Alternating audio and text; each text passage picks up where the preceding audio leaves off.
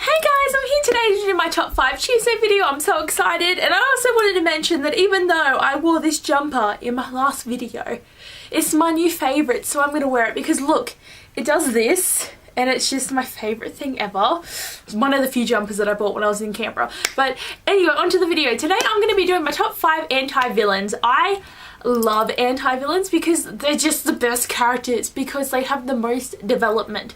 They start out as being the bad guy and they develop over the time of their book or series into being one of the good guys, and it's just like I seriously, it's like I don't like anti-heroes because it's like they started out being the good guys turn into the bad guys.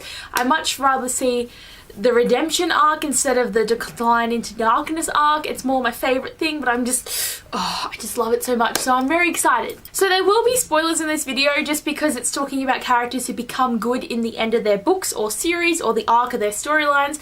So I will hold up the book and tell you what it is first before I get into it, so you can just sort of skip until you see the next lot of book if you don't want to get spoiled for what these characters are. So let's get into it. The number 5 on my list is from the Shiva series by Maggie Stiefvater, and that character is Cole. Started out in a really bad place in this book, and that's why he wanted to become a werewolf, because he was just so sick and tired of being in a band, of always being on drugs, and he thought this was a new way to get like as a new high. So it was really interesting having his character come into the story, and he just didn't want to help with anything. And as the story progressed, he started becoming a better character. He started to get feelings for Isabel. He started really helping Grace and Sam in this series, and it's just really nice that he became such a great character. And we even got a spin-off book called Sinner about him, where you got to see more of that development and him becoming a good guy and being the guy that Isabel would want. So it's really interesting having this like arc of him, because he did start out in a really bad place at the beginning of the series, but he got a lot better. Number 4 on my list is from Scarlet by Marissa Meyer, and that character is Wolf. He is my favourite man in this whole entire series.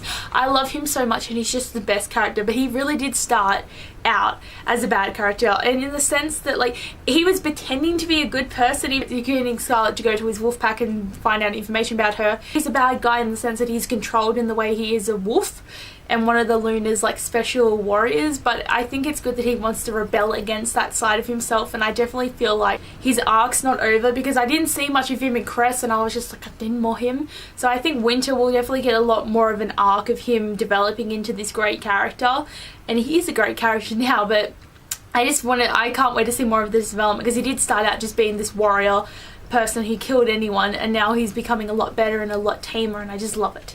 Number 3 on my list is from Air of Fire by Sarah J. Maas, and that character is Manon.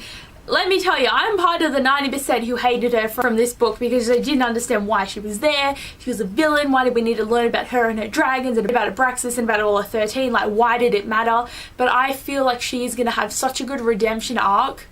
It started in Empire of Storms, and it's going to continue on to the 6th book, which I'm really excited about. So I really enjoy her character though, because she doesn't want to be bad, and she's always been grown up and taught to be a bad person and not want to help people. And as this series has been going on, like the first thing she did was she didn't kill Aelin, and then she's sort of starting to help them in Empire of Storms, and I'm really excited to see more of this like arc of her life and getting better and having her 13, and also her becoming like the queen that she's meant to be, and I'm just so down for this. Number 2 on my list is from The Wrath and the Dawn by Renee Ardier, and that character is my beloved Khalid.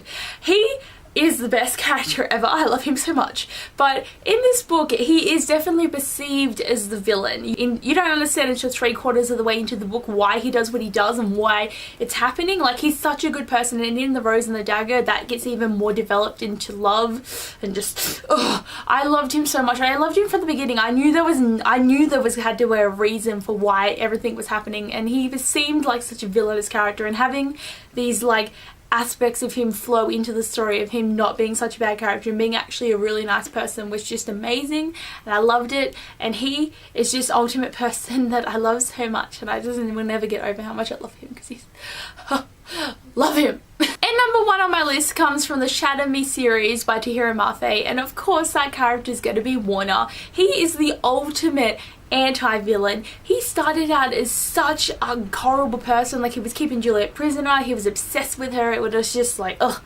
didn't like it, didn't like him, it was just annoying me. As the books progressed, you really started to see this side of him, how he was just trying to be a good person for his father. He was really just trying to find a way to survive in his world because he's always had these issues of people trying to control him, and his love for Juliet has really been overflowing how he feels, and it's just like, oh, I just love it so much.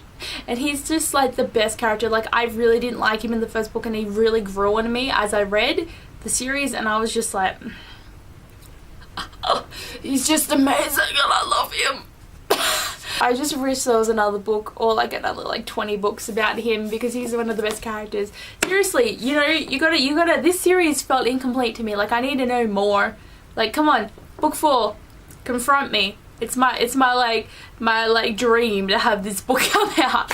Another one. Please, Tahira, if you ever watch this video, which I seriously don't think you would, you should just make another book, because it'd be amazing. So guys, all of my anti-villain favorites are in these books, and I love all of them because they're all my babies. Anyway guys, I hope you enjoyed this video. I have a lot of fun talking about my favorite anti-villains because they're just the best characters ever. Anyway, thanks for watching this video, and I'll see you guys soon. Bye!